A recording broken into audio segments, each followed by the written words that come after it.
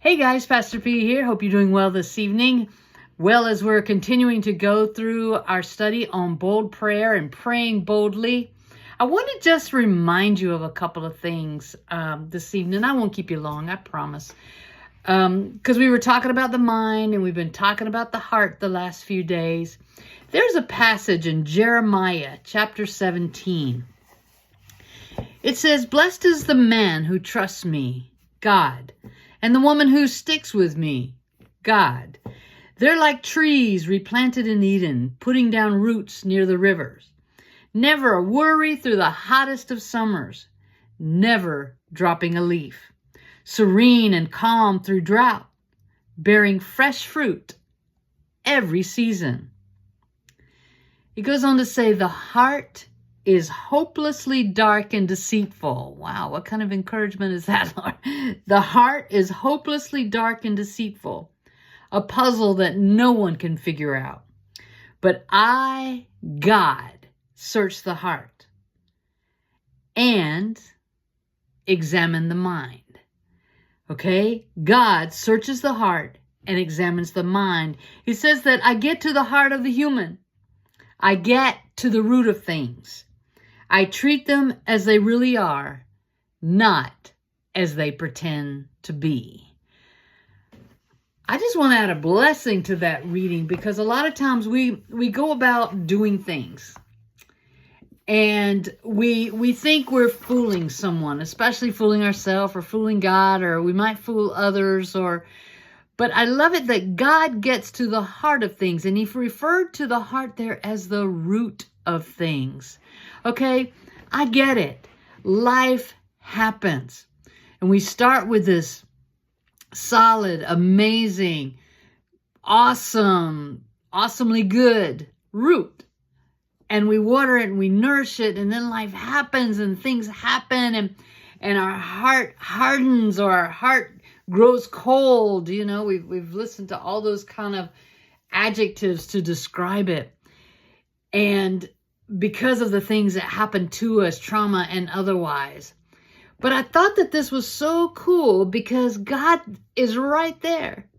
Is right there looking at that stuff. And we put on mask and pretend that we're someone else. Or we put on mask and we pretend that, or we mask our heart, pretend that it's something that it's not. Or we mask our history, pretending that it doesn't exist.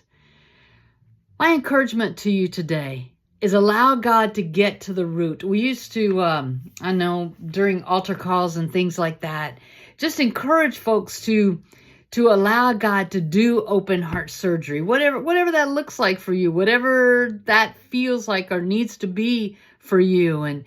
And it's not a bad thing. We oftentimes we think that, oh no,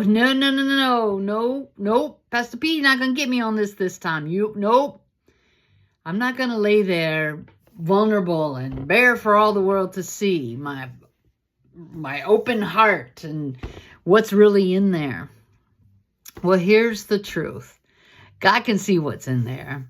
And those things that are kept in the dark will be shouted from the rooftops. Those things that are kept in silence, or not silence, but those things that are kept or trying to be hidden, okay, will ultimately come out. And so it's best that expose those things, expose your heart, expose how you feel, expose what your motivations are, expose your goals, and watch God and watch the universe begin to respond to your truth.